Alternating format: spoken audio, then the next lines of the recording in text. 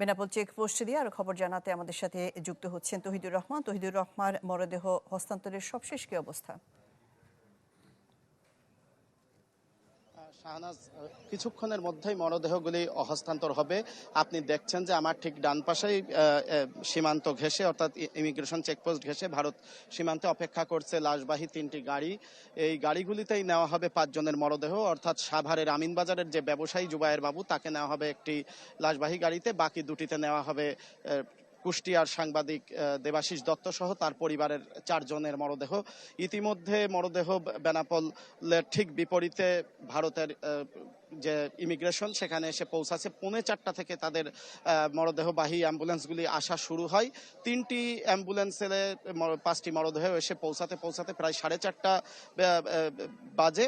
এরপরে খুব দ্রুততার সাথেই সেখানে আনুষ্ঠানিকতা শেষ করে এপারে পাঠানোর প্রস্তুতি চলছে। আপনি দেখছেন যে সীমান্তের একেবারে নোম্যান্স ল্যান্ডে সাংবাদিক, স্বজন সহ উৎসুক মানুষের ভিড় রয়েছে। শোকাতুর স্বজনদের অপেক্ষা আরো বেশি কষ্টের এবং বেদনাদায়ক।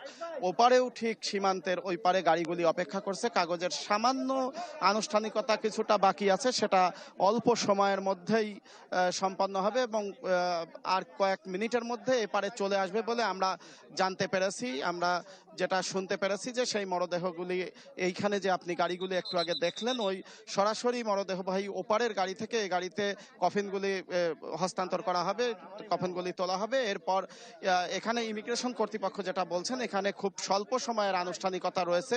সেই আনুষ্ঠানিকতা সম্পন্ন করতে খুব বেশি সময় লাগবে না। তারপরে সরাসরি গ্রামের বাড়ির উদ্দেশ্যে রওনা হবে যে মরদেহগুলি। এবং কুষ্টিয়ার সাংবাদিকরা এর আগে যেটা জানিয়েছিলেন, তাদের স্বজনরা জানিয়েছিলেন যে তারা নিয়ে যাওয়ার পরে সরাসরি দাফন করবেন এবং সৎকার করবেন। একই তথ্য জানিয়েছেন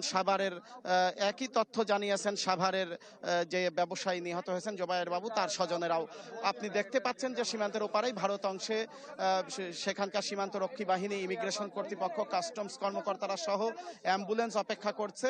তাদের আনুষ্ঠানিকতা শেষ হলে এপারে আসবে এবং নোম্যান্স ল্যান্ডেও মানুষের ভিড় রয়েছে, স্বজনদের ভিড় রয়েছে। এই পরিস্থিতিতে অল্প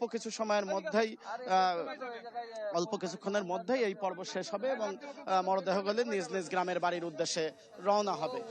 আপনি নিশ্চয়ই তখন সর্বশেষ খবর জানাবো।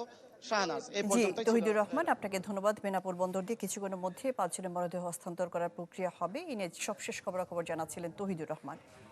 এদিকে কলকাতায় হোটেল শিখাইনে নিহত আলিমুজ্জামানের দাফন সাতক্ষীরার গ্রামের বাড়িতে সম্পন্ন হওয়ার কথা রয়েছে। এ নিয়ে খবর জানাতে যুক্ত হচ্ছেন আমিনা বিলকিস ময়না। আমিনা বিলকিস ময়না, বাদ জোহর আলিমুজ্জামান সাজুর মরদেহ দাফনের কথা রয়েছে। দাফনের সবশেষ কি অবস্থা এবং তার এমন মৃত্যুতে তার স্বজন এবং শুভানুধ্যায়ীরা কি বলছেন? শাহনাজ, আমি দাঁড়িয়ে আছি আলিমুজ্জামান সাজুর বাড়িতে।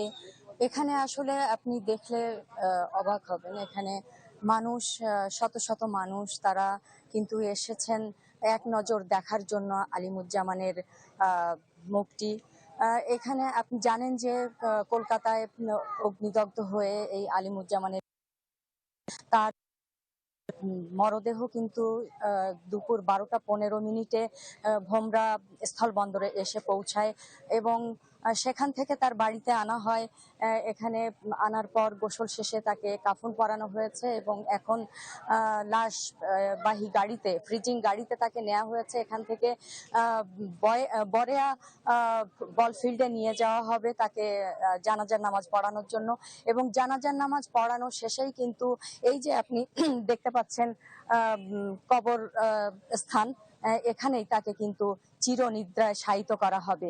এখানে যারা তার এখানে বলে রাখা দরকার, তিনি অবিবাহিত, তার স্বামী, তার স্ত্রী, সন্তান কেউই নেই।